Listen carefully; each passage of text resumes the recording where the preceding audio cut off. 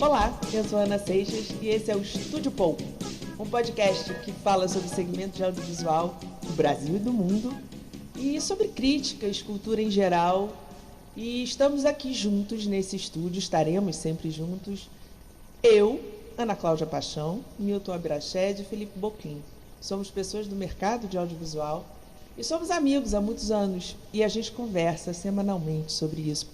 Semanalmente não, todo dia. Olha aí, tá reduzindo todo dia, é verdade. Conversamos. É vício. Todo dia, isso é um vício. A gente não para de falar sobre esse assunto e a gente achou que dava um bom podcast porque as nossas conversas, modéstia à parte, são ricas. Não é, Milton Abirached? Sim, ricas. Mas acho que a gente tinha que explicar um pouquinho também, Ana, só para o pessoal entender por que a gente falou Estúdio Paul. E a gente vai jogar essa para o Milton, logo na cola dele. Olha, não tem muito sentido, não. É um pouco para instigar as pessoas a quererem ver, porque eu, se visse Estúdio Paul, eu ia querer saber por que Estúdio Paul. Estúdio porque remete a cinema, a gravação. E Paul, a gente pensou muito, depois de 3 dias de brainstorming, a gente pensou no Batman, aquele Batman não muito sarado da televisão, que usava aquelas onomatopeias todas de soco quando brigava, como historinha de como balanzinho de HQ. Aparecia Paul, Zap, Zoom, quando dava soco. E a gente achou que isso remetia muito ao audiovisual, da nossa memória afetiva. Entrega um pouco a nossa idade, mas tudo bem. A gente concorda. É verdade, né? Você está entregando um pouco aí a nossa geração, falando sobre Adam West. Word to word. Enfim, então vamos bater um papo sobre a temática do momento do audiovisual, que é o Oscar, que vai acontecer no dia 12, daqui a pouquinho, daqui a alguns dias. Vamos conversar um pouco sobre as indicações de melhor filme. Vamos falar sobre isso. Felipe, você ainda não deu um oi pra gente. Olá, pessoal, tudo bem? Falo diretamente aqui de São Paulo e é um prazer estar com vocês no Estúdio Paul. Isso aí, nosso ninja das terras altas. Que está na terra de temperatura normal, que não está aqui derretendo com a gente aqui no Rio. Olha, mas esse assunto do Oscar, Ana, explica pra gente aí se ele marca o início ou o final da temporada. Pois é, a gente até o Milton me corrigiu, porque a gente ficou brincando que tipo assim, todo mundo fala que o ano começa depois do carnaval e a gente podia meio que brincar que a indústria do entretenimento começa depois do Oscar, o ano começa depois do Oscar, né? E aí até o Milton me falou, não é bem o Oscar, porque o Oscar encerra uma série de premiações que começam em janeiro. Começou o ano, no primeiro fim de semana vem o Globo de Ouro, literalmente todo fim de semana tem premiação, e aí a última é o Oscar. E não foi sempre assim, porque aí é uma curiosidade. Ela era no final do dia de março. Mas a gente, como a gente já falou aqui, todo mundo que trabalhou em televisão, em transmissão, a gente sabe que a briga de audiência ficou muito mais acirrada nos últimos tempos. O Oscar veio caindo. Uma das razões que eles davam para a queda de audiência não eram as 3h30 das pessoas falando as mesmas coisas, mas sim o fato de que não havia mais nenhuma surpresa no Oscar, porque ele era o último, ele era no final de março. Eram sempre os mesmos indicados, a gente vai reparar isso, que são sempre os mesmos. Tem uma hora que define. No início é um bolo, assim, que de repente define, são sempre os mesmos. Então, as roupas mudam, mas os discursos são os mesmos. E quanto mais vai avançando, menos é a ansiedade que a gente já vai vendo quem está definido para ganhar. Deve fazer um parêntese que isso não serve pra gente, né? Não. Mesmo sendo os mesmos, a gente ama. Eu adoro aquela cafonice. Você vira à noite ainda? Não pensei que você virava. Eu viro à noite sempre. Eu faço listinha e fico ticando o que eu acertei, qual a porcentagem que eu dei. Eu viro. Eu sou daquela que fico contando, são 3h30, que saco. Sempre na hora, gente, fica a dica. Sempre na minha hora final acontece uma desgraça, alguma coisa engraçada. Por baixa a guarda, sempre tem um problema. Mas eu queria falar de coisas que estão acontecendo com... Não, mas só para completar, então, assim, o Oscar foi antecipado só agora, foi acho que 2009, se eu não me engano, que ele foi antecipado, porque aí foi uma questão mesmo da emissora que estava transmitindo, eles não tinham como, aí já todos os fins de semana anteriores estavam ocupados, então a gente vai ter, eles conseguiram agora passar... Vamos falar, ocupados com SAG Awards, todos, Critics' Choice... Porque todos passaram a ser transmitidos. No início, o Oscar, vamos ver, esse Oscar, já estou me atropelando aqui das coisas que a gente tinha combinado, antecipando, esse é o 95º Eu não combinei Oscar. nada, vocês combinaram. Mas vamos lá, 90º? 95º. Caramba, Tá. 95º. Já são 95. Isso me remete muito à Babilônia, né? Exato. Que é um filme que podia ser maravilhoso. Mas eu não quero entrar ainda na parte crítica, não. Eu só queria fazer Não, então, desculpe, só prometo que eu vou encerrar nessa. Então, é o 95º a cerimônia e a 60ª, sei lá, quarta a ser transmitido. Sei lá, são há 60 anos que está sendo transmitido. Era o único que era transmitido ao vivo, todos foram entrando na onda, então ele, de repente, ele que era o primeiro, o pioneiro e o grande, ficou o último, repetido, sem graça. E sem poder mudar muito a fórmula, ele está tentando, mas não tem muito como mudar, porque realmente você tem que anunciar quem está indicado, quem ganhou, a pessoa vai agradecer. A festa é isso, né? Então, eles anteciparam, tem pouquíssimos anos que eles anteciparam para o final de fevereiro, início de março. Esse ano vai cair no 12 de março. Pronto, a gente... Bom, depois de ser cortado 2 vezes, vamos lá. Vamos lá, o que a gente espera? Não, vamos lá. Eu fico pensando assim que também nesse público que ia ao cinema para ver o Oscar, e agora eu venho sentindo, na minha experiência, das pessoas que eu conheço, e mesmo na audiência do programa, por exemplo, a Globo deixar de transmitir ano passado na TV aberta e passar para o Globoplay significa alguma coisa. E ano abrir mão dos direitos significa outra coisa. Então, ao mesmo tempo, eu vejo público que se guiava por filme de Oscar, ia porque o filme era do Oscar. Eu não estou falando que todo mundo é assim, não. Acho que ainda tem um grande peso a chancela do Oscar. Mas vejo muita gente achar que o Oscar ficou muito filme cabeça. Tem gente que nem entende direito, está confundindo, misturou Oscar com Palma de Ouro, que são coisas diferentes, mas as pessoas não estão entendendo muito as escolhas do Oscar, e eu não sei se isso acaba se refletindo na audiência mais baixa. Eu não sei como é que está a bilheteria desses filmes indicados, mas acho que o peso do Oscar, de alguma forma, mudou. A pandemia pode ter influenciado nisso. Eu estou jogando uma discussão assim que eu não sei nem responder, que talvez a gente precise ter números para isso, que ainda não estão consolidados sobre essas bilheterias. Mas eu queria iniciar com essa questão aí. Eu tenho algumas coisas que eu vi, mas eu queria ouvir do Felipe. O que você acha aí da transmissão? Estou jogando a bola para o Felipe também sobre isso que eu falei. Assim, quando uma Globo se desfaz de um direito como esse, como já vem se desfazendo de vários direitos ao longo desses últimos 5, 6, 7 anos, a conta é muito simples, né? O racional não se paga. Antigamente, ela fazia uma reserva de mercado, enfim, né, sobre as principais propriedades para venda publicitária. Algumas sempre deram prejuízo, mas ainda assim era uma reserva de mercado de grandes eventos desportivos e do entretenimento e etc.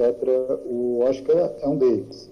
Certamente não vem dando audiência que qualifique uma venda publicitária. E aí vai de acordo com o que você falou, Milton. O que eu não consigo explicar é se sempre deu prejuízo, ou seja, sempre a audiência foi baixa, e isso não é um sintoma de agora, mas sim uma decisão da empresa, né, de certa forma, não apostar para a receita publicitária em torno do que acontece no Oscar.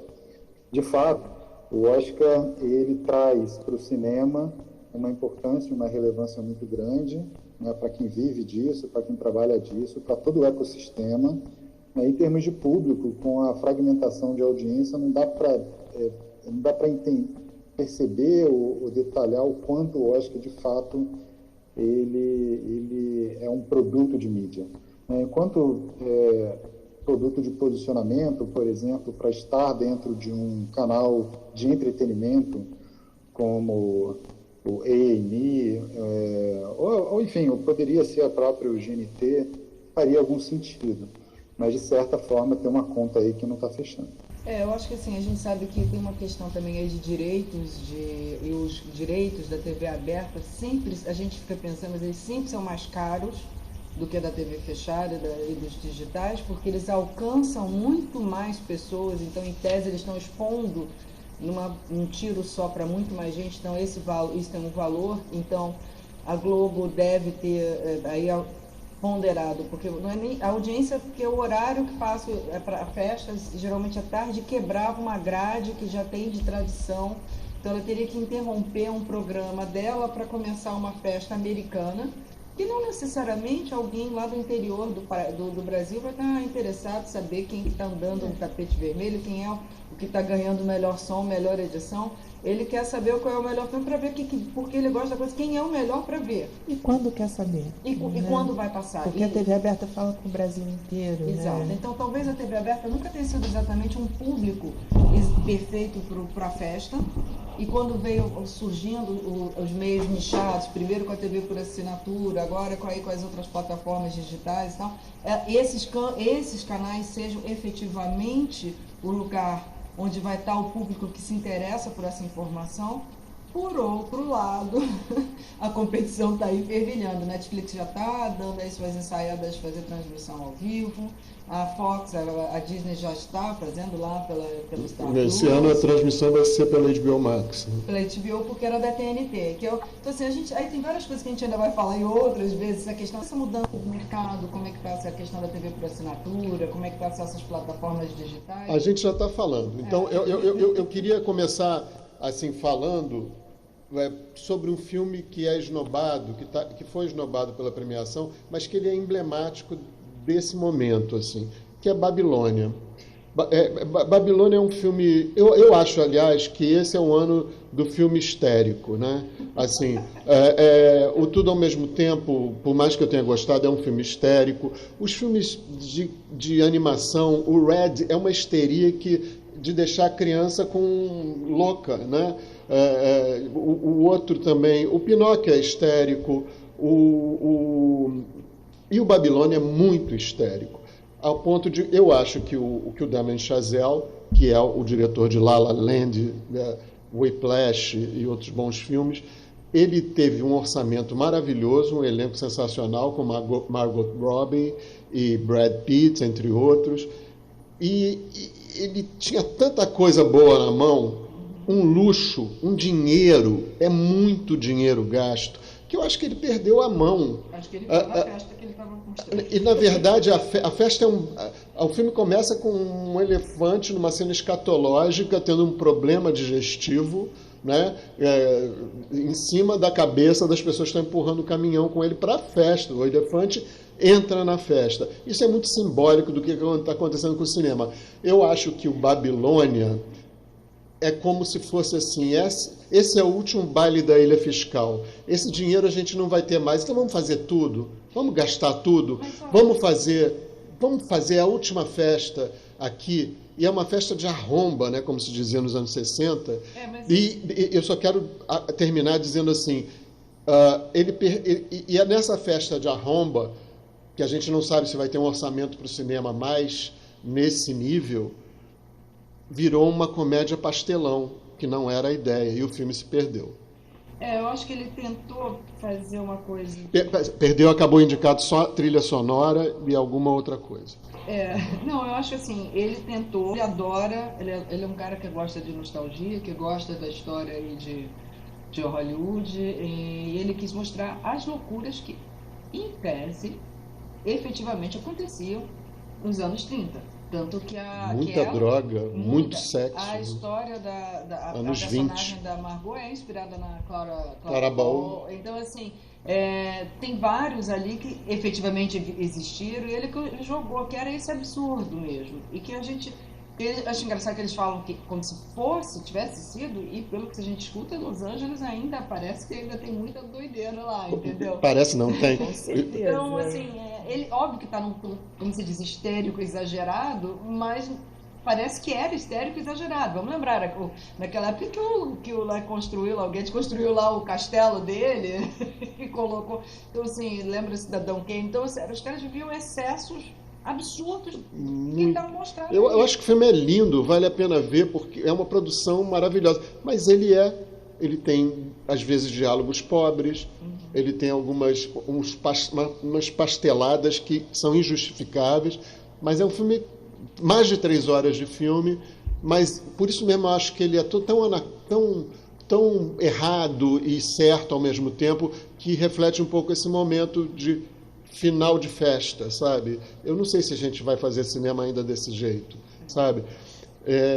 Enfim. É verdade, mas é verdade. Isso é uma Fios, falando de dinheiro aí, ainda vamos fazer cinema desse jeito? A bolsa de dinheiro está terminando, e por quê? Olha, os dados de mercado dizem que a atividade de produção de filme, né, passado 21 e 20 vem aumentando.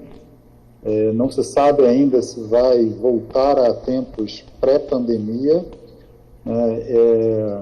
Essa evolução de produção de filmes vem inclusive de alguns mercados interessantes fora os Estados Unidos, como a Argentina, por exemplo, se mostra como um dos principais produtores de filmes. Agora, naturalmente, essa é a pergunta que o mercado está se fazendo, né, em termos de bilheteria, o quanto de fato o cinema como indústria ela de fato vai ser o que era, né, e o que será. Naturalmente a produção de filmes hoje atende a isso, vamos dizer assim, dois lugares, que é o box office e o streaming, né? Então para a produção de filmes não há vamos dizer assim, um grande decrescente, né? Agora, com relação ao investimento que serão feitos nesses filmes, aí vai depender um pouco da estratégia de cada estúdio, de cada mercado, né? O que muitos estão dizendo o filme, sim, teremos grandes volumes de investimento para filmes como Avatar, como filmes que exploram muita produção para o cinema ser uma experiência única, né? Saindo um pouco dos filmes de drama, e os filmes podem perder algum tipo de janela no cinema, entrando para a janela do streaming. E aí tem uma jogada aí de investimentos que, de fato, essa é a pergunta que o mercado inteiro está se fazendo nesse momento. É claro que na Europa vai ter janelas, muito mais janelas do que países como o Brasil, por exemplo, que a gente só deve receber no cinema, de fato, filmes com capacidade comercial prometida. Bom, eu queria, como a gente está falando já dos filmes, eu queria fazer uns tópicos sobre os filmes indicados a melhor filme, mas com comentários muito rápidos, assim. Vamos falar aqui, são 10 filmes São indicados. 10 filmes. E isso já é uma coisa diferente. Mas vem sendo 9, vem 10... sendo de alguns anos para cá, mas antigamente a gente ficava entre 5. Não, mas já faz muito tempo. Não, isso tem 5, 6 anos, foi recente essa mudança dos 10, porque era exatamente esse problema. O que acontecia? Você lançava, aí Oscar tem marketing, tem um peso aí de venda, de distribuição, para poder ser visto. Então, os filmes menores estavam com menos chance, porque só vinham dos grandes estúdios. Então, eles ampliaram isso para 10. Isso foi a única categoria que eles ampliaram, de melhor filme, para 10 indicados. Todas as outras eles mantiveram em 5. Isso foi agora, foi 2000 e... quero falar 9 de novo, mas não foi, daqui a pouco eu busco. Mas eu acho que é 2009. Anos. Mas é mais ou menos isso, para dar porque nada melhor que a academia quer sentir, ela tem sido cobrada de ser mais... vamos lá, politicamente correta, né? Ela abrir mais as oportunidades. Por isso que a gente também está vendo que está entrando muito filme menor, independente, que não tinha chance. Por isso que mudou também essa história do filme a cara do Oscar. Não tem mais um filme a cara do Oscar, porque são 10. Como é que 10 podem representar a cara do Oscar? É para exatamente não ter uma cara única, né? De qualquer forma, o público do Oscar sempre teve essa frase assim: eu acho que não é filme de Oscar, né? São 95 eu acho que não mereci. Definição, só 5. Tipo assim, a expectativa da pessoa, né? Você não pode fazer nada sobre isso, né? Se é filme de Oscar, o que ela tem na cabeça. E o que era isso? Ter cara de filme de Oscar, gente? O que é isso, assim, né? Porque a gente sempre falou isso muito. Olha, bom, grande filme de Oscar até 2009, confirmei, foi 2009 que passaram a ter 10. Eram filmes biográficos, eram filmes grandiosos, eram filmes assim De doente. e que tinha Ou emocionalmente, né, mas em geral de contundentes, grande né? valor de produção. Esses eram assim, era David Lean fazendo aquelas coisas lindas, aquela Grandiloquentes aquelas e épicos. sequências. É. Então, geralmente, biografia, essa coisa que a gente hoje gosta de biografia, que não aguento mais, de toda hora do gráfico, mas assim, é porque a gente gosta, sempre gostou de um reality show e não tinha um reality show. Sempre gostou da história das pessoas. Então, esses filmes biográficos, eles eram e continuam, você está vendo aí que tem vários que estão sendo indicados, Elvis é um deles aí. Sempre foram um filme cara de Oscar. Então, em tese, Elvis, que nem seria em outros tempos um filme cara de Oscar, é hoje um filme talvez mais cara de Oscar. Mas eu acho que nos últimos tempos a demanda por coisas que aconteceram mesmo, ela cresceu. Eu, particularmente, assim, como crítico, para dar minha opinião aqui, eu gosto de coisas que não aconteceram, assim, sabe? Eu gosto de dramaturgia de coisas que não aconteceram. Eu acho que as pessoas ficam um pouco inseguras para mergulhar no universo ficcional de um diretor ou de um artista. E a arte é sobre isso. É sobre você criar um mundo, né? E não... Mas todo mundo agora só quer as coisas que aconteceram e pessoas que viveram mesmo, querem saber se aconteceu mesmo, sabe? Não, e pode contar qualquer coisa. Blonde pode inventar 30 coisas abrindo o jogo, nunca quis dizer que Alto lá, eu gosto desse filme, apesar de todo mundo detestar. Eu não gostando do filme, mas eu adoro ela. Ela tá espetacular, porque nós mulheres, é incrível que foi escrito por uma mulher, né? Joyce Carol Oates. Ela pegou uma história para aumentar, então ela queria revelar, que foi, na época era essa questão do abuso, de todas as coisas que aconteceram nos bastidores, que ainda devem acontecer, não sei, de Hollywood, mas assim, o que acontece com o Blonde? Ele assume, não é um filme biográfico. Ela pega uma pessoa real e inventa uma história. Mas né? ela diz isso. Ela avisa que é isso. Só que o que acontece com uma certa frequência é que as pessoas perderam muita noção do que é real, o que não é real. Essas coisas, quando a verdade passou a ter posse, não existe a verdade, é a minha verdade, não é a sua versão. A palavra versão perdeu o sentido. Eu vou dar até um exemplo. Assim, as pessoas entram no programa, num reality show como Big Brother, assim que entram na casa, perguntam, é real?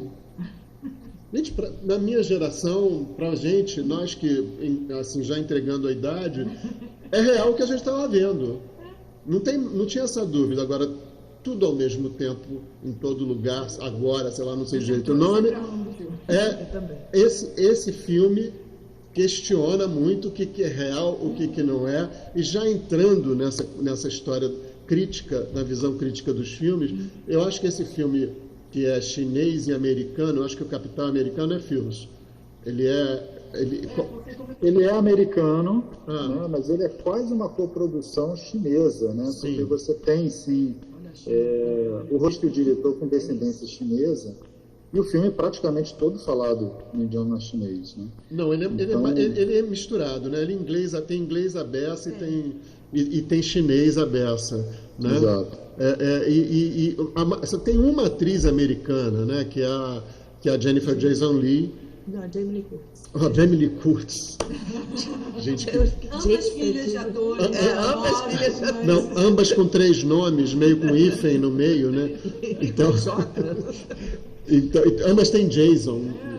Não, Jamie Lee Curtis. Nossa, eu estou completamente... É o J deu gatilho. É o J, o problema é o J. Aliás, ela está sensacional. Ela está sensacional. Eu acho que esse filme, muito menos do que o que a gente está falando, algumas pessoas estão falando que é um filme pretensioso e quer ser moderninho. Aponta o dedo. Eu estou olhando para baixo, para não olhar para você. Mas eu já estou entregando a Ana, você falando. Sou eu, gente, não gostei. Esse é um filme sobre a vida que poderia ter sido, né? No caso, as múltiplas vidas que poderiam ter sido. E agora, olhando já para a Ana aqui, estou falando, se uma Michelle Yeoh incomoda muita gente, 300 Michelle Yeohs incomoda muito mais. Então, ela assim, para mim, não tinha ninguém melhor que Cate Blanchett na categoria atriz por Tar, um filmaço.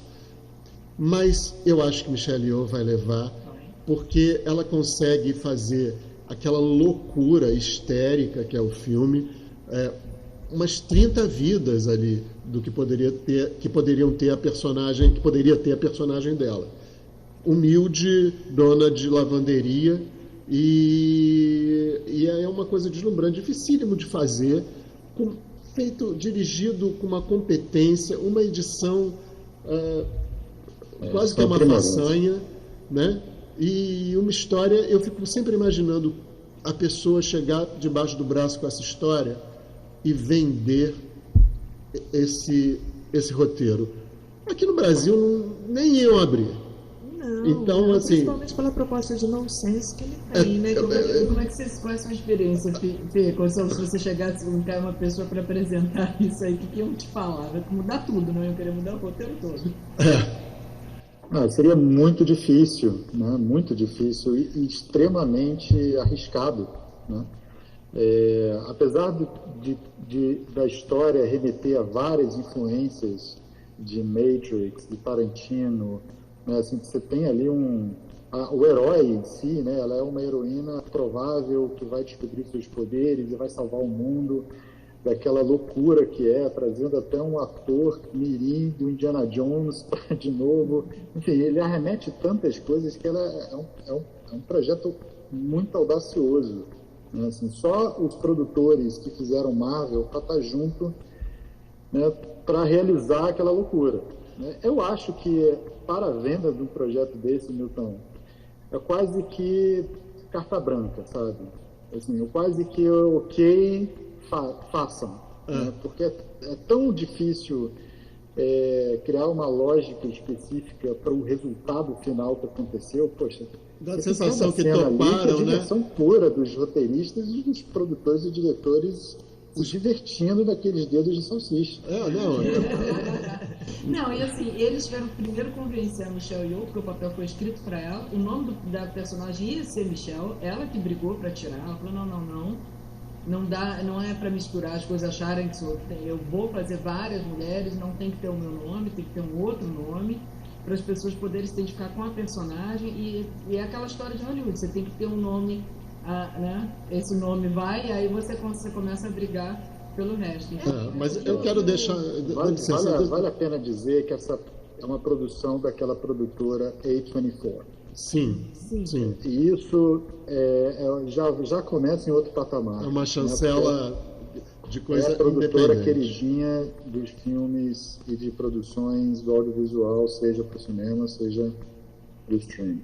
Eu queria dar tornar até essa apreciação do tudo ao mesmo tempo mais grandiosa, assim. Eu acho que tem pontos de inflexão no cinema que mudam as coisas. Eu acho que ali a gente teve isso em Matrix, a gente teve no Blade Runner, que mudam o cinema, mudam o jeito de fazer cinema e de ver o cinema. Não estou falando que é só em ficção científica. Teve lá atrás O Vento Levou. São filmes que mudam a história, é um ponto de inflexão, um ponto grave. Assim. Depois dele, muitas coisas vão ser feitas assim. Então, se conseguimos essa ousadia com a indústria em Hollywood, a gente agora pode conseguir mais coisas assim. Então, vai avançando. Esse é um filme que o cinema avança.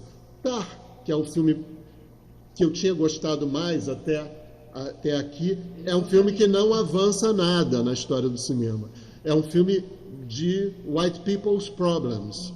Né? É um filme de gente branca lidando com problemas de identitarismo, de assédio, mas é um filme com uma atuação primorosa, iluminada de Cate Blanchett, fazendo o melhor de si ali. Então, é um filme que começa esquisito, com um crédito que não acaba mais, aí é uma falação no começo, depois ele vai ficando mais convencional, quando a trama vai se adensando. Então, mas eu acho que Tar é um filme que cumpre o que ele quer e com brilhantismo. Os diálogos são muito bem escritos. Se não fossem escritos por Todd Field, que trabalhou com Kubrick, fez o roteiro de Olhos Bem Fechados, entre outras coisas. Então, e é dirigido pelo Todd Field também. Então, assim, é um filme que satisfaz muito bem, assim. Já eu não acho que isso acontece com Nada de Novo no Front, para pegar alguma coisa que tem a ver com a Alemanha, porque Tar se passa na Alemanha, Nada de Novo no Front é um ponto de vista alemão da guerra. Eu, particularmente, estava muito satisfeito com o ponto de vista inglês de 1917. Eu não vi nada demais em Nada de Novo no Front que acrescentasse o que é mais importante na guerra: gente velha mandando gente jovem para morrer.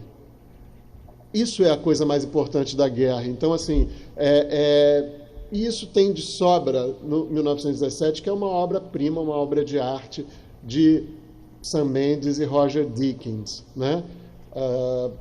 Eu não acho graça no Nada de Novo no Front, sei que tem muitos fãs, ganhou vários prêmios, pode ser que até que ganhe o Oscar, acho que ganhou o BAFTA, porque... Vai ganhar o Oscar de filme estrangeiro, isso aí não precisa nem... Deve ganhar, porque ele concorre também como filme estrangeiro. E ele pode até ganhar o Oscar, eu não sei, ele ganhou o BAFTA porque... Será que ganha? Não, eu não acho que ganha. Vocês acham que isso... Eu acho que isso não influencia. Ele que adorou o filme, né? Você acha que influencia ser Netflix, Fios? Você acha, Fios? Não acho que hoje em dia influencia, poderia influenciar mais no passado. Eu acho que chama atenção, embora... Estamos falando de influenciar negativamente, né? Eu acho que assim, chama atenção uma produção Netflix, original Netflix, naquela, né, alemã, naquela produção hollywoodiana. Isso chama bastante atenção. Eu acho que, sinceramente, ele está no Oscar muito pelo BAFTA. Ganhou tudo no BAFTA. Tá? Ganhou bastante prêmio, não sei quantos. Ganhou por quê? Fala aí. Oi? Ganhou por quê? Fala aí, você tem uma teoria. Não, eu acho que a teoria é essa, né? Sobre o mercado alemão crescendo. Eu concordo. O mercado alemão hoje é o segundo maior mercado europeu, né, do audiovisual e do streaming. Passa o mercado do UK possivelmente em mais de 2, 3 anos. É um mercado altamente potente e mostrou todas as suas armas agora em produção. Então isso tem um valor, isso tem um lugar, possivelmente na Europa. Esse filme ele deve ter um peso sobre todas essas circunstâncias de ser um filme de guerra alemão, com um nível de capacidade de produção. Abre parênteses, a produtora é o Amusement Park, que é uma produtora alemã de filmes, não só alemães, mas também internacionais. Ela produziu aquele Aftermath, não sei se vocês viram.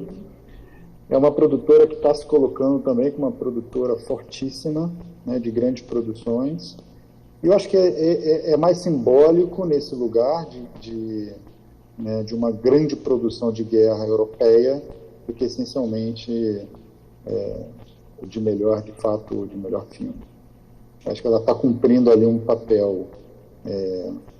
E um papel que veio pelo BAFTA, na minha opinião. Se não ganhasse um BAFTA, não estaria ali. Não, eu discordo. Acho que o BAFTA, obviamente, porque o BAFTA que a gente está aqui falando, para quem não acompanha tanto, é o Oscar do britânico, né? Que é por isso que a gente tem, obviamente, então os filmes europeus têm maior destaque lá do que os americanos, tanto que todas as categorias de atores, na grande parte, foram os irlandeses. Dá um outro aspecto, mas a gente não pode descartar a influência do BAFTA só porque as pessoas, muitos que estão lá, também votam no Oscar, né? Mas eu acho que não. Eu acho que Tudo de Novo no Front veio antes. Nada de novo. Nada de novo, aliás. Eu estou trocando os nomes dos dois filmes. Nada de Novo no Front Você veio pode falar antes. tudo de velho no Front. Ele não tem nada de novo mesmo, mas ele veio com muita... Nasceu... Aquele filme que já nasceu com a campanha... Aquele buzz que é para Oscar. Vai tirar, eu acho que vai tirar o 1900 mais um Oscar argentino aí, ele vai tirar essa chance, mas é o único que pode ainda fazer. Que foi premiado a beça já no Globo de Ouro. Né? Mas eu acho que como reduz, ele não, eu acho que a chance dele de melhor filme está muito pequena, Mas ele tem cara de Oscar, então. Ele teria, mas ele já teve, ele não ganhou Oscar em alguma das outras filmes, eu não me lembro. Em 1917 agora. ganhou. Ganhou, ele já tem, então se dá de novo, eu não sei, né? Vamos lá. Que era sobre a Primeira Guerra Mundial também.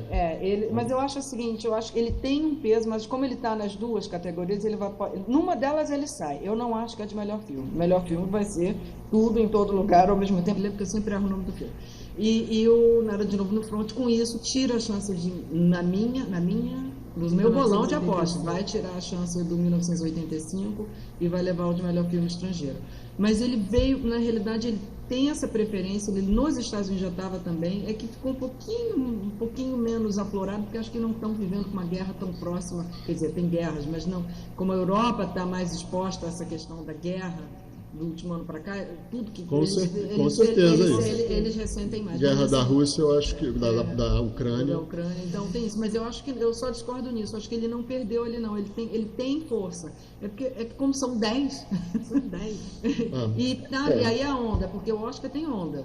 Ele veio, a dele caiu antes, é no Sul, mas a dele meio que foi antes. E a do Tudo em Todo Lugar agora está lá no auge. Então a onda pegou certinho para entregar no Oscar. Essas são feeling de quem assiste. Mas honestamente essas coisas, quando entra no palco, eu não sei quem que vai apresentar o Oscar de melhor filme estrangeiro, mas geralmente é a dica de quem vai ganhar, é quem vai apresentar. Eu não sei quem vai apresentar esse ano. Jimmy Kimmel. Mas Milton, não, a categoria de Oscar de filme estrangeiro.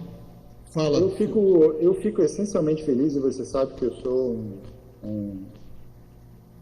um apostador dessa nova, vamos dizer assim, tendência de uma nova globalização no audiovisual, que vem, né, sendo estimulada principalmente pelo streaming, desse lugar da língua, né, desse lugar de você ter numa produção uma ou duas ou três línguas, falando de mercados diferentes, isso não tendo uma barreira de sucesso, como sempre foi a língua inglesa, em segundo lugar a língua espanhola. Então, assim, você ter em melhor filme dois, né, sendo um alemão, e aí a gente vou colocar isso tudo ao mesmo tempo agora, como um quase chinês, porque fala-se muito uma língua chinesa, né, um lugar de um novo audiovisual. Um lugar que está se falando cada vez mais sobre a internacionalização no sentido de se falar de culturas mantendo as suas línguas maternas. E isso é um movimento muito interessante que sempre existiu, mas agora está ganhando mercado, ganhando consumidores, e isso potencialmente vai ser um novo lugar de produção. E o Oscar favorecendo, colocando isso em prateleira, é uma mudança no mainstream, de uma forma que vai ser uma nova e uma importante tendência aí daqui para frente. E a China não é fraca, nunca foi fraca em cinema, né? Enfim, vamos passar para uma questão... Eu ia te perguntar um pouquinho sobre Avatar. A gente não falou nada de Avatar. Nós vimos juntos Avatar, campeão de bilheteria, uma experiência deslumbrante visualmente, parece que você tomou um ácido vendo. É um filme que eu adorei. Claro, a gente viu, né, no IMAX. Eu acho que eu recomendo, se você não viu ainda, que veja em 3D IMAX. Que aí a gente estava lá dentro. Toda a maravilha que a imaginação fulgurante de James Cameron criou, e com toda a tecnologia que ele gosta de desenvolver, vai estar na plenitude ali no IMAX. Então, eu acho que é um filme inteligente, eu acho que é um filme que eu tenho uma implicância assim com filmes quando tudo começa a explodir.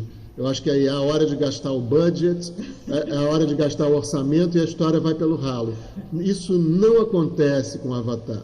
O mundo começa a ser explodido, a desabar, e a história está lá, firme, e você acompanha aquelas 3 horas até o fim com interesse e encantamento total. Não é à toa que ele já passou o Titanic nas maiores bilheterias da história, e ele está em segundo lugar, em Fiusana? Eu acho que sim. Ele passou a bilheteria do primeiro, não passou? Que era a maior bilheteria Passou do de todos os primeiro tempos. e do Titanic. Eu acho, eu sempre sou meio suspeita com esses números, Felipe, me corrige, mas assim, para a gente chegar na bilheteria, você tem que ter um número de salas de distribuição e tal. Então, assim, é meio. Quando fala quantas salas tem a mais hoje, tinha, né? Há 25 anos, com certeza, essas mas coisas assim- assim. Então, assim, quando falar ultrapassou, eu sou meio assim. Como você é que tem eles fazer uma fazem? comparação, Como é que porque, assim, se você tem mais, você pode chegar lá. Então, assim, tem formas, tem levantamentos que Eu tenho, fazem, eu que tenho fazem visto essas baseado projeções. em bilhões de dólares. Eles Mas fazem. tem inflação aí no meio. Como é que é isso, Fios? Jogamos para você. Olha, não, eu acho que você tem um ponto, Ana. Assim, de fato, você está comparando ali realidades diferentes em tempos diferentes, né? E não se fazem, pelo menos até onde eu sei, uma correção monetária sobre bilheteria? de valores no tempo. Até uns fazem Eu umas acho- projeções, mas assim, eu sou meio suspeita, mas continua. Você não tem uma variação muito grande de quantidade de salas no Parque Exibidor americano, mas você tem no mundo. E hoje a bilheteria mundo conta profundamente para esse valor final, entendeu? Então pode ser sim que Eu sou que a sempre realidade suspeita. afete um pouco esses números. Mas assim, Avatar foi a maior bilheteria de todos os tempos durante isso. muito tempo. Não, muitos anos. Agora vamos fazer as comparações. Acho que vocês dois Avatar cortaram foi- fios, eu não sei se ele tinha concluído.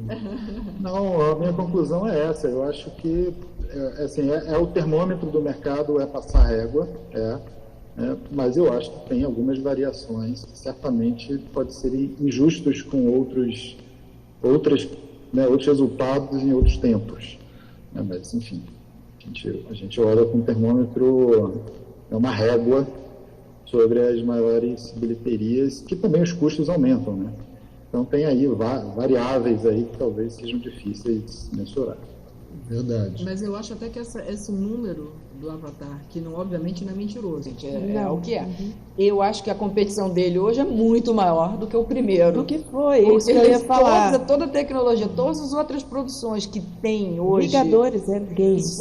Só a Marvel Uau. aí tem tudo. Então, assim, é impressionante. E ele continua avançando, ele e Peter Jackson, pra mim, são os meus São os gênios, caras. assim, amo. Eu só acho que estranhamente, esse Avatar 2, teve toda essa bilheteria, mas ele não acontece como o primeiro aconteceu em termos de prestígio, né?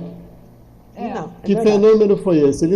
Você não vê as pessoas falando de Avatar como do primeiro, sabe? Ele não... Mas é porque eu acho que o primeiro surpreendeu muito mais, né? As Será? pessoas não esperavam, menos, que era fosse bom os o primeiros, evento que foi. E principalmente essa questão que você fala, né? O 4K ainda estava chegando, né? A gente não conseguia ter o nível de imersão em 3D que a gente já tem hoje, então foi uma surpresa muito grande, as pessoas ficaram maravilhadas. Hoje é uma repetição daquele efeito com mais tecnologia. Não, Você ele já consegue- espera aquilo, mas o primeiro ninguém esperava. Ele levou a barra assim, sempre. Ele levou botou lá em cima. Botou o sarrafo lá em cima. Lá em cima. Você já jogou lá pra cima. Concordo. Vem um atrás, aí ele fez assim, drop the mic, vem o próximo aí. Eu vou Vem o ficar mais de próximo. 10 anos pra poder o Pelo próximo. menos. Quantos anos ele tem? Eu acho que ainda dá. Exatamente, ele fez mais ou menos isso, né? Vou abrir aqui e que venha o próximo. E o próximo foi E ele minha mesmo parte. que trouxe 10 anos É. depois. Enfim. Não, fiz a minha parte, E aí né? só para fazer um contraponto, assim, e já para passar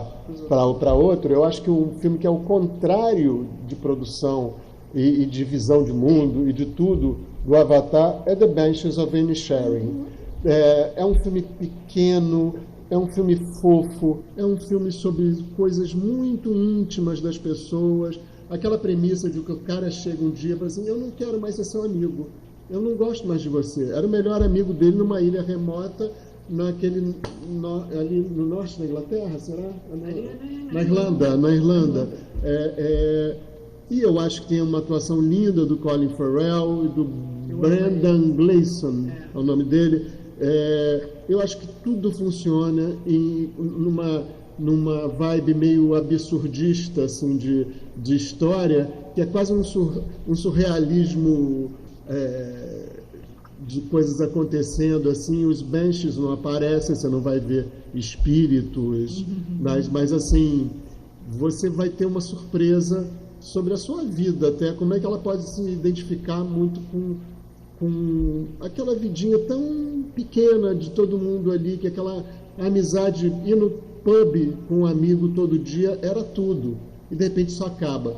Quantos de nós, nesse momento, pós-pandemia, pós-bolsonarismo, pós tudo isso, perdemos amigos que não gostavam mais da gente só pelas coisas que a gente pensava? Então esse filme é um filme do momento também. Ele conseguiu, porque no mundo todo essa polarização aconteceu, com o crescimento da extrema-direita no mundo. O filme não faz referência a nada disso. E o filme tem uma beleza, assim, ele está acontecendo numa época da Guerra Civil na Irlanda. E ele não faz nenhuma referência política, mas ele está fazendo... Quando os habitantes daquela ilha remota ouvem ao longe tiros de canhão, lá no continente, onde é a Irlanda, eles estão falando do mundo atual. Eles estão falando da polarização da nossa vida que ficou dividida, das pessoas que passaram a perder amigos, dos amigos que se afastaram e das pessoas que passaram o Natal sozinho. De repente não gostam mais uma das outras. Então, esse filme é fofo. Esse filme é uma beleza, assim, é um filme poético e tem tudo para falar desse momento agora. Eu sempre com aquela história de bastidores, eu adoro que ele é o marido da Phoebe Waller-Bridge. Ah, sim, ele é marido da maravilhosa Phoebe Waller-Bridge. Não podia entrar naquela casa, não pode rolar coisa que não seja inteligente. Não, que é autora de Fleabag, né?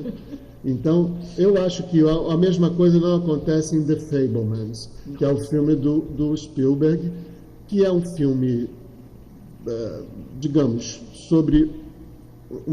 seria uma carta de amor para o cinema, da formação, da criação. Sempre que tem um filme assim sobre o artista falando voltado para si mesmo, falando do seu feito, como Fellini em 8,5, como, digamos, como é que a adaptação Charlie Kaufman, e o outro... a gente tem outros exemplos disso também, né? O Noite Americana, do Truffaut, cineastas falando sobre cinema, né? E no caso o Spielberg falando como é que o cinema pegou ele pela perna e levou ele para sempre, para fazer as pessoas sonharem. Eu esperava um filme de Spielberg, né? As pessoas falam assim, eu fui para ver um filme de Spielberg no cinema e não vi nada. Filme de Spielberg é um gênero, assim como virou o filme de Fellini, virou um gênero, uma certa época. Mas menos do que isso, o Spielberg tem todo o direito de fazer um filme diferente de tudo que ele fez. Acontece que o filme... Eu vou fazer uma analogia grosseira, escatológica. O filme não tira aquele artefato de tudo ao mesmo tempo agora, daquela parte, aquele artefato pontiagudo que as pessoas introduzem sentam naquele lugar para lutar. O Spielberg não tira o artefato e fica com a prega rainha presa, sabe? Então ele faz um filme preso, roda presa. Ele não tinha nada que chamar o John Williams para fazer a trilha. John Williams é para filmes épicos, ele está fazendo um filme intimista. Então o filme não acontece. Ana discorda. Eu discordo completamente. Tem John Williams à sua disposição, use John Williams, aquele gênio maravilhoso. Mas dá para mudar um pouquinho, vai lá fazer uma coisa pequenininha, chama a Hildur Guðnadóttir, sabe? Chama alguém, gente, sabe? É horrível o que eu vou dizer, o John Williams matematicamente não tem lá tanto mais tempo. Você vai abrir mão de ter um John Williams, aquele gênio que fez, gente, essa música é o cinema. Super-Homem, Star Wars, aí vai fazer The Fabelmans, um garoto sendo Mas eu acho que o problema de capturado pelo Fabelmans cinema. não é a música. Não é, de jeito nenhum não é. Eu estou dando um exemplo pontual, assim, das coisas que não acontecem. O filme não é errado, o filme está tudo certo. O filme errado é presa, ele não está à altura do talento do Spielberg. Não sei se o Spielberg tem talento para fazer esse tipo de história. Eu continuo sonhando com Contatos Imediatos de Terceiro Grau. Eu continuo sonhando com aquele Richard Dreyfuss esculpindo a montanha onde vai descer o OVNI no purê de batata. É isso que é o Spielberg para mim. Adoro. Eu acho que esse Vou falar filme... do Truffaut. Assim, eu consigo enxergar alguns quadrantes onde esses filmes se acoplam, né? Por exemplo, eu acho que, assim, fora toda a questão de prêmios, um evento como o Oscar, ele é de interesses, né, e simbologias, né? Então, assim, tem o lado comercial, que são aqueles que de fato fazem, né, a bilheteria acontecer, comercialmente impactante, e aí a gente está falando aí do Avatar e o próprio Maverick, né? O inusitado, que está tudo ao mesmo tempo agora, o alemão, o arte, né, que são dos irlandeses, de certa forma, ele não é nem um inusitado, nem um comercial, né? Acho que está ali num lugar mais humano e mais delicado, mas tem um lado simbólico, né, que o americano, de alguma forma, também defende o grande cinema hollywoodiano, a grande escola, e acho que, né, como prêmio americano, eles fazem isso algumas vezes, né, como autodefesa, como autoapropriação.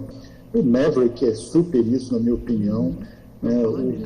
De alguma forma, o próprio Avatar fala sobre isso.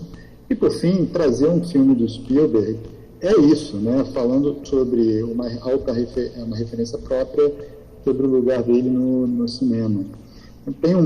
Acho que tem aí um lugar tem que falar, um Spielberg tem que estar no Oscar e possivelmente tem que estar no melhor filme. Já foi muito esnobado pela academia, né? Eu queria falar, eu acho o seguinte, eu me decepcionei. Eu sou da geração Tiet de Spielberg, da geração que Spielberg vinha filme, você ia ver o filme dele, não importa o que fosse. Ele inventou, acho que o cinema pipoca é tudo, adoro.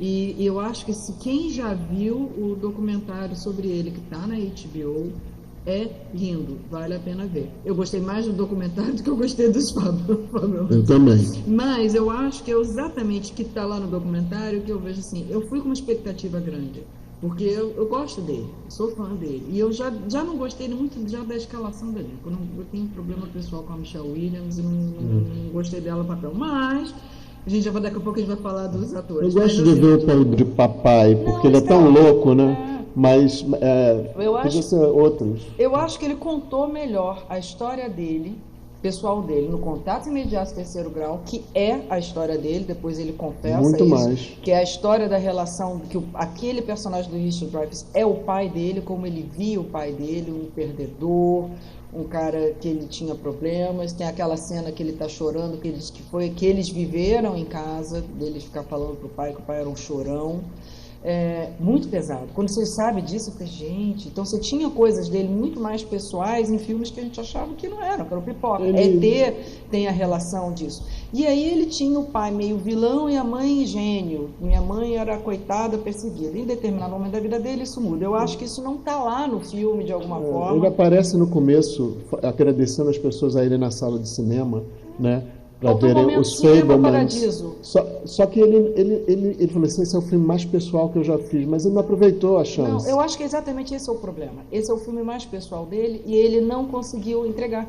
Porque ele não quer, imagina, você vai falar, ele não é de uma geração como a gente faz hoje, que a gente coloca fotos, eu estou aqui, estou falando, a gente compartilha a nossa vida com todo mundo. Era uma época que você não compartilhava. Ele sempre fez tudo tão grandioso, acho que o Newton disse tudo quando... Ele talvez não seja um diretor de filmes intimistas, ele não tem essa Eu acho que ele não é o diretor para falar da vida dele mesmo, ele fala da vida dele mesmo em outras histórias, estava lindo assim. Só que começou uma pressão que ele admitiu, que veio com a pandemia, que falou, você não vai contar? Tipo, se você não contar, o outro vai contar a verdade. Aí ele foi e resolveu botar correndo, ele escreveu um roteiro correndo, ele escreveu isso na pandemia e filmou rapidinho, então assim, óbvio que você veja o que ele faz numa pandemia.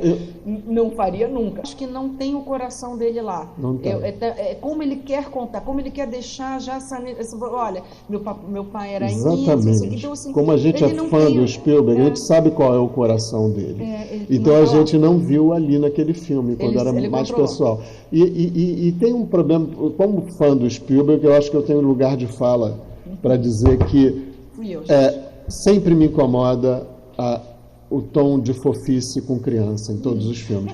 E esse filme começa com uma foficilândia imensa no começo, que é tão irritante, dá vontade de ir embora do cinema.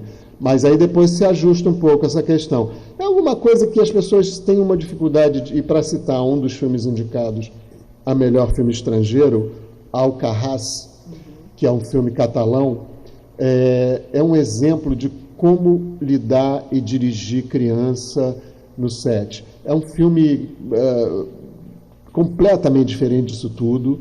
É um filme bonito à beça, parece que nem é um filme, sobre um problema ali de terras na Catalunha e tal. E as crianças são como elas são. Elas não são fofas como aquele rapaz lá que dirigiu Dublin. Kenneth Branagh. Kenneth Branagh.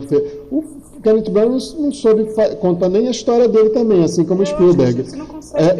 Ele não conseguiu contar a história dele porque ele se perdeu na fofice das crianças. Fofice de criança atrapalha tudo que é filme. Então, o Alcarràs é um exemplo, porque as crianças aparecem como elas são. Fofas, chatas, impertinentes, querendo repetir tudo, legais, lindas. Ali tem tudo. O Alcarràs não é um filme sobre criança, mas eu só estou comparando para fazer esse contraponto aí, que é muito irritante na carreira do Spielberg. Até no Munique, que é um filme sério e bom, tem uma fofice do cara não mata não sei quem por causa da criança. Enfim, as crianças atrapalham a cabeça do Spielberg. Queridos amigos, eu sei que Spielberg daria 3, 4 podcasts, mas vamos falar um pouquinho de Top Gun? Não falamos nada sobre Top Gun. Credo, que filme horrível. Para Para mim é o pior filme do ano. Assim. Eu acho o seguinte, eu não gostei do original.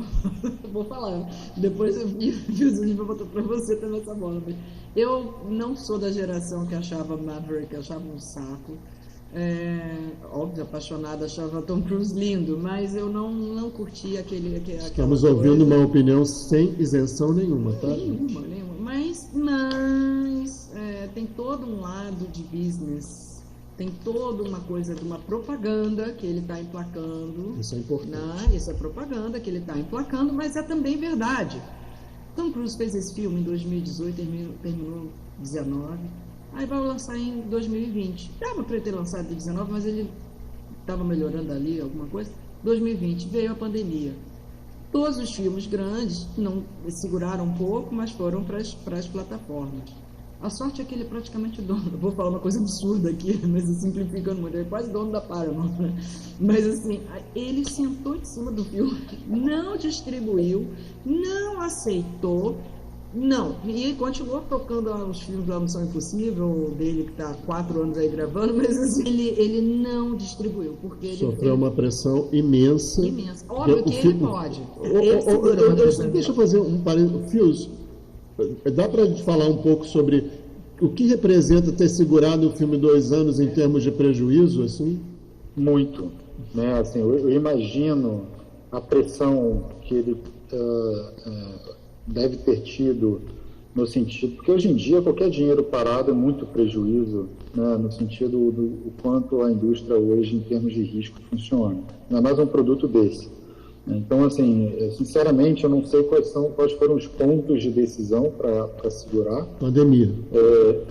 A pandemia, ele foi gravar, mas ele gravou aquela câmera que precisava estar, e o som que precisava ser na tela do cinema, não adiantava. Sim, eu acho que eu consigo imaginar ele sendo pressionado para isso virar um original de alguma plataforma dessas. Né? Porque o filme ele está dentro da lógica que muitos estão fazendo de spin-offs, vamos dizer assim, embora seja uma sequência, né? E tinha, assim, poderia ser um filme muito pior do que foi, né? Se você olhar o contexto dos Estados Unidos, como era nos anos 80, né? Do American Hero, vários, né?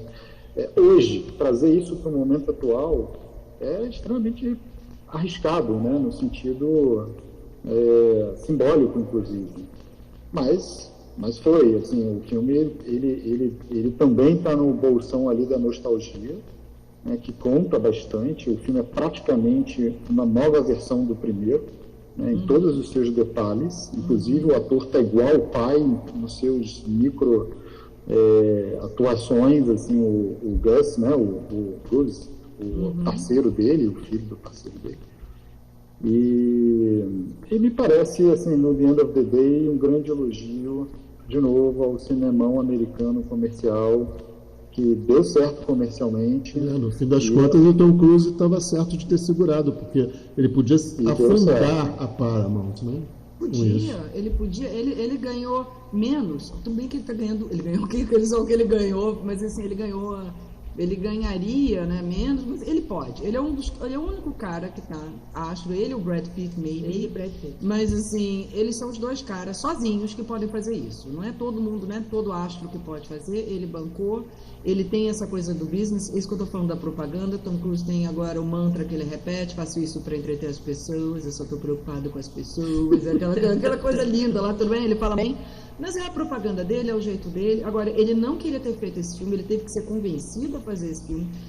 Foi um problema de fazer o roteiro desse filme até chegar ao roteiro. Eu quero dizer o seguinte: se você olhar os últimos 10 filmes do Tom Cruise, são sempre, de novo a propaganda, são sempre o mesmo filme, ele é sempre a mesma personagem, então não tem mudança. A gente precisa pensar também que a vitória de Maverick é uma vitória olhando para trás, né? Porque há pouco tempo ele foi demitido, porque os filmes, ele vinha de fracasso em fracasso, né? E ele conquistou esse poder recentemente, não? Ele conquistou na própria Paramount. E agora eu acho o seguinte: eu acho que ele está lá entre os 10, porque ele não tinha como não estar entre os 10 dentro de uma indústria que depende que ele, como diz o Spielberg, salvou. Ele, que é o que ele mais queria como cientólogo ouvir, né? Que ele é o herói na vida real. Mas eu acho que é o seguinte: ele já é o melhor filme do ano passado, e ele é o melhor filme do ano nesse aspecto que a gente fala de mercado, de tudo que ele representa. Então ele seria o filme do ano, sem a estatueta de qualquer jeito. Mas ele não vai levar, gente. Não vai. Inacreditavelmente. Agora, assim, uma coisa que é totalmente um ponto fora da curva, e eu vou falar o título desse filme já sacaneando, é Triângulo da Tristeza. Esse a gente pode falar rápido, né?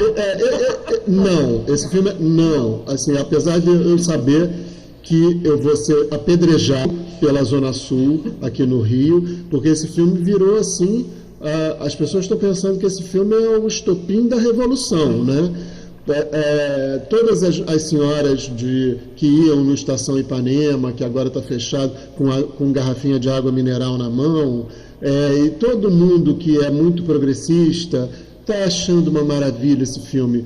Eu acho o seguinte: o Triângulo da Tristeza ganhou a Palma de Ouro. É um absurdo eu estar falando nesses termos. Mas, infelizmente, eu acho que você vai falar para começar, você vai falar de ultra ricos com iate chinfrim daquele. Se você não tem budget, se você não tem orçamento para fazer um filme sobre ricos, você não faz, porque não convence. E o pior, o assunto luta de classes muito me interessa e acho muito importante se falar agora, até porque o Fios até pode falar disso. Tem uma tendência de demanda sobre filmes que atacam os ricos, né, no mercado internacional, né? E tem a série White Lotus, que é meio para sacanear a gente rica. Então, eu quando comecei a ver o Triângulo da Tristeza, eu falei: isso é tudo que o White Lotus podia ser se tivesse fibra, né? E aí vai indo, ele tem coragem, é um filme que toca em pontos importantes, mas ele toca tão mal, ele toca de uma forma tão antiga, tão europeia no sentido antigo e cafardento. Eu acho assim que você falar de luta de classe só usando ferramentas teóricas do século XIX, e fica falando de Engels e Marx, tudo bem, eles não morreram, Marx e Engels não morreram. As coisas que eles falaram, mas assim, tem coisas que a sociedade foi mudando e incorporando que não estão no filme. O filme é antigo, infelizmente antigo e pobre. Eu acho que tem diálogos pobres, tem atores sem graça e e uma fotografia feia, né? Uma fotografia desinspirada e sem graça. Infelizmente, eu vou ser apedrejado, porque tem um amigo meu até que falou que não pode nem uma amiga minha que falou que não pode nem falar para o marido que não gostou, porque está um negócio, parece uma bandeira de guerra. Triângulo da Tristeza é o hype agora da Zona Sul de esquerda. Então, restou para nós falar agora sobre mulheres? Entre mulheres. Women Talking. Não, a gente não falou de Elvis. Depois tem Ainda falta Elvis. Sim, eu quero falar de Women Talking porque é um filme pequeno em termos de produção, é um filme lindo e com um elenco espetacular. É Claire Foy, que fez a Elizabeth no The Crown, a Jessie Buckley, que fez aquele filme Quero Explodir com Tudo Agora, lembra aquele... agora também não fez E ela é uma atriz de mão cheia, né? E com a Olivia Colman ela fez o que mesmo? Foi ano passado que elas Foi, elas fizeram uma coisa... Gente, horrível, eu escrevi, elogiar meio filme, esqueci o nome do filme. Tudo bem, isso acontece. E tem o maravilhoso Ben Whishaw, que está perfeito e sensacional, como ele é inteligente, que ator bom que ele é, né? Ele pode fazer uma bicha louca, pode fazer uma outra coisa, assim, ele está fazendo um cara tímido, sofrido, eu adoro ele fazendo aquela coisa sobre bicha mesmo, ele fala assim, uma coisa no English Scandal, né? Enfim, tem uma outra atriz que sim, tem Donna Frances McDormand, que também é produtora do filme, junto com Brad Pitt e Rooney Mara, que é o nome mais estelar ali da coisa. Todas estão maravilhosas. Dona Frances aparece menos, é produtora, mas tem aquela cara dela. E eu acho que é um filme de atrizes falando sem parar. Isso vai ser chato. Não vai ser chato, não é chato. Tem uma trilha da Hildur Guðnadóttir, eu não sei como é que fala direito, que eu sou fã dela, desde que ela fez Coringa, e eu acho que ela fez Dunkirk também, eu não tenho certeza. Não, Dunkirk é o Trent Reznor. E aí, ela está muito cotada, ela fez Tar também, a trilha de Tar. Ela, inclusive, é citada pela Cate Blanchett no Tar, está ali no texto. Enfim, eu acho que o Women Talk é uma experiência imersiva, para usar esse termo horroroso, e consequente sobre o rumo das mulheres. Não é uma coisa atual, ele se passa, parece numa aldeia meio remota, parece um pouco antigo, eu não sei precisar direito qual é o ano daquilo. É baseado numa história real que aconteceu numa aldeia na Bolívia, com uma comunidade menonita. Menonita é uma vertente da igreja evangélica cristã que propunha o batizado depois da pessoa adulta. Isso essa coisa de batizar no rio tipo assim, a pessoa escolheu ser batizada sem saber. É uma afirmação de convicção religiosa. Então começou ali, isso aconteceu de verdade, só que eles transferiram para algum lugar que parece um pouco Inglaterra, que parece um pouco... Enfim, é muito bem sucedido, acho que é um filme que não vai ganhar nada. Por isso. Mas tem certas indicações que são próprias dele. Ele cumpre, ele é bonito. Não é um filme comercial, não é um filme que você vai sair... vai ficar um monte de gente com uma pergunta na cabeça, e várias, algumas vão ficar com várias. Ele é importante. E agora vamos falar de Elvis. Olha, Elvis, tem gente que não gosta. Eu acho um deslumbramento visual, da mesma forma que Avatar. Assim. O Baz Luhrmann, que é muito criticado, ele tem um apego por deslumbrar as pessoas, que eu admiro muito. Como James Cameron tem, visualmente, tudo é música. Ele tem uma assinatura. Tem uma assinatura, e é sempre música junto com o visual. Ele sabe casar isso muito bem. Tem gente que critica, eu amo o Grande Gatsby, eu não gosto muito do Romeo e Julieta, eu gosto de Moulin Rouge, fui gostando menos ao longo do tempo. mas a Austrália é muito ruim. Não né? gosto. É a única coisa. Agora, eu me lembro muito bem quando eu era editor ainda do Segundo Caderno do Globo, e ele estreou, explodiu com Vem Dançar Comigo. Aquilo era um acontecimento, a gente tinha vontade de levantar e dançar no cinema. Ele é uma pessoa que não pode ser desprezada. O Elvis tem um problema, Tom Hanks. Tem um problema de espinha dorsal baseado na relação do Elvis com o capitão lá do Tom... Capitão ou coronel? Coronel do Tom Hanks. Então eu acho que isso estraga um pouco o filme, mas o Elvis é um deslumbramento para os olhos, para os ouvidos, e tem um ator que a gente nem sabia quem era, saiu do nada, assim, é aquele olho do diretor, né? O Baz Luhrmann bateu o olho no garoto magrelo, que é o Austin Butler, que de repente encanta a plateia toda, e a gente olha ainda para ele hoje, ele não tem nada a ver com aquele Elvis, mas quando entra no palco, começa a cantar, é um negócio arrebatador, encantador, um ator em estado de graça, uma força da natureza. Eu acho que ele merecia ganhar o Oscar se não houvesse a baleia, né? Se não houvesse uma baleia chamada Brendan Fraser. Aliás, eu quero fazer um parênteses aqui. Ontem eu vi Living, que é um filme que nem estreou no Brasil, né, com Bill Nighy. E é uma atuação espetacular, gente, é comovente. O filme é lindo, o filme é de chorar de lindo. É um roteiro do Kazuo Ishigumi, o Nobel de literatura,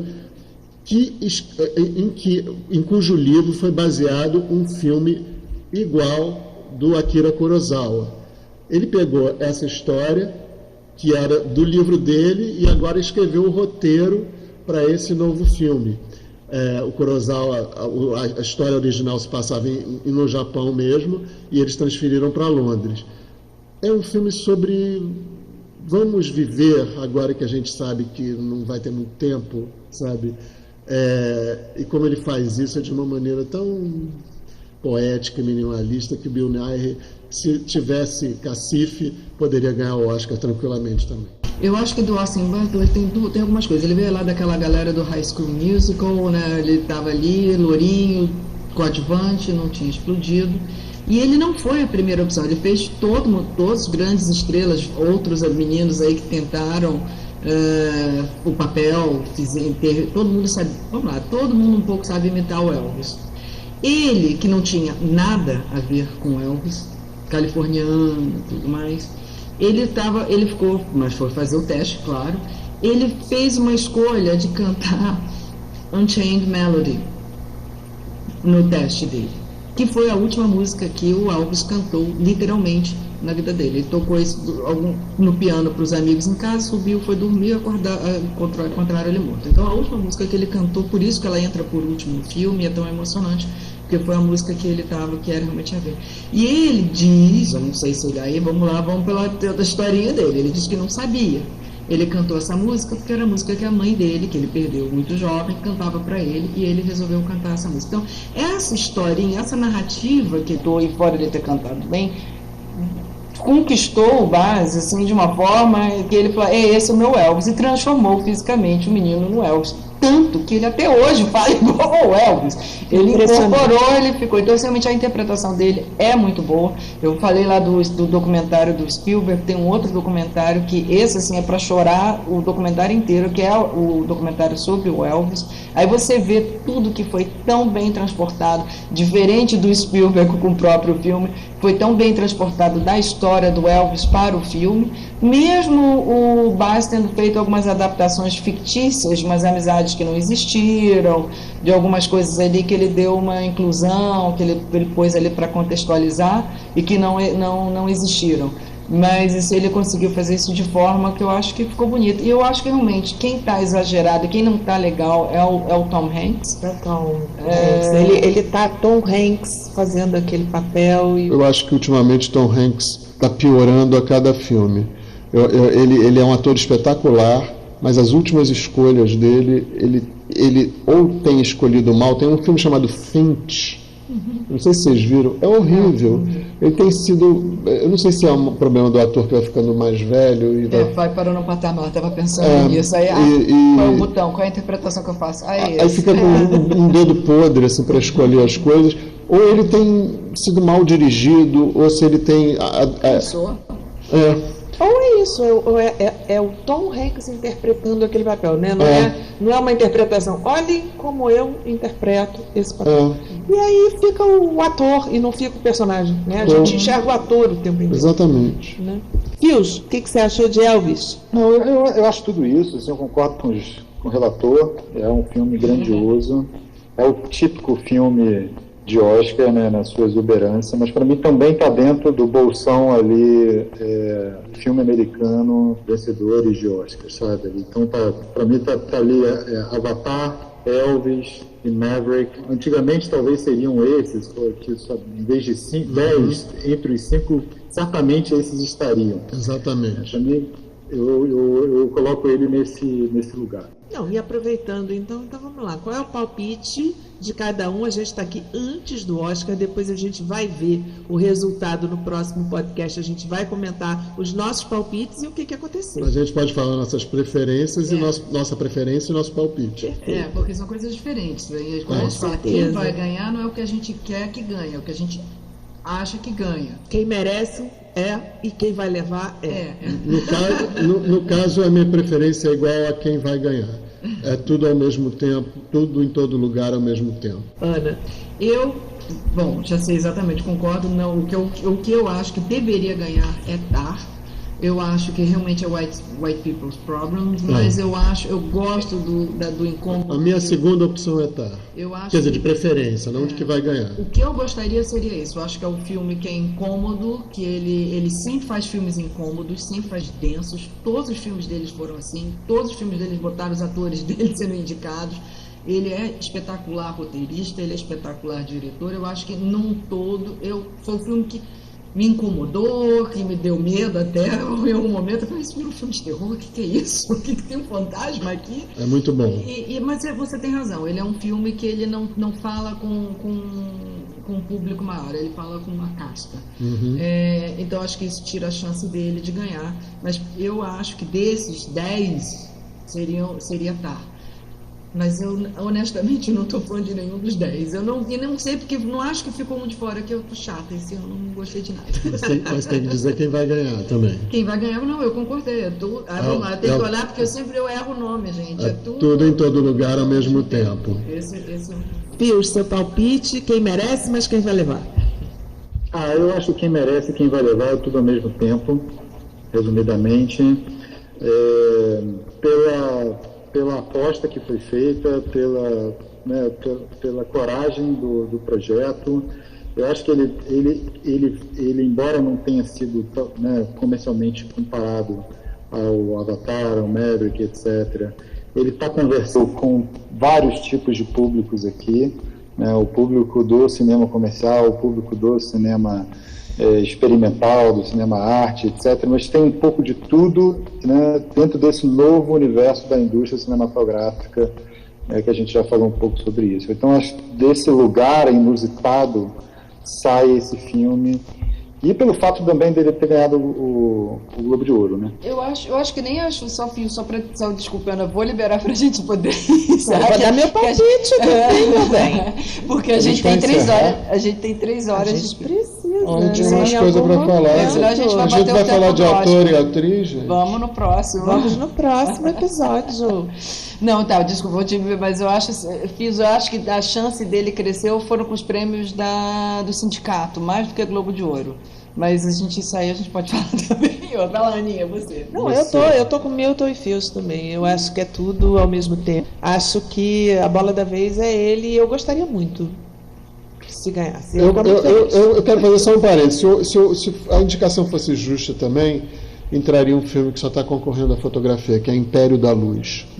Que é uma obra-prima do Roger Deakins com fotografia, que ele transforma aquela costa sem graça da Inglaterra num quadro do George Bellows ou do Edward Hopper, e tem Donna Coleman Dona Olivia Colman com Colin Firth e um ator negro espetacular que eu acho que é Michael Ward, maravilhoso, que concorreu no BAFTA. E o Sam Mendes, né? E Sam Mendes dirigindo, claro. É sensacional. Primor, né? Primor, e Seria por que não cara está? do Oscar, mas acho que como o Oscar cara mudou, do Oscar total. Esse filme. Pois é, Olha aí o e sinal olha aí, de a cara mudança. do Oscar tá mudando, né? Enfim, então vamos aguardar aí os resultados do dia 12 e a gente vai saber se a gente falou muita coisa do que vai acontecer ou se a gente está desviando completamente do rumo das coisas, mas a gente vai descobrir já. Então, no próximo episódio do Estúdio Paul, a gente vai comentar as categorias, a premiação, é claro, logo depois, e cada categoria, né? Quem foi premiado, quem não foi, se a gente Isso concorda, aí. não concorda. Eu tava louco para falar de ator e atriz, mas Vamos falar muito de ator e atriz. tempo implacável. Mas a gente fica então- tamanho da festa do Oscar. Verdade. Exatamente, senão a gente É fica verdade. mal com 3 horas. Então a gente aqui. fica igual a Babilônia, com mais de 3 horas. E a complexo Esperamos de não Rubens ter Evald. um tapa no rosto ou brigas no palco. Se não tiver o tapa, pode ter um soco, né? Pode ter um soco de Paul. Pode ter um puxão de cabelo. Olha, eu acho que o sinal que o Jimmy Kimmel tá lá pode dar um novo La La Land. Essas pessoas que apresentam têm mania de sacanear todo mundo, né? É chato. Ele não, eu acho que o Jimmy Kimmel é o próximo ele é o mais próximo que existe de Billy Crystal.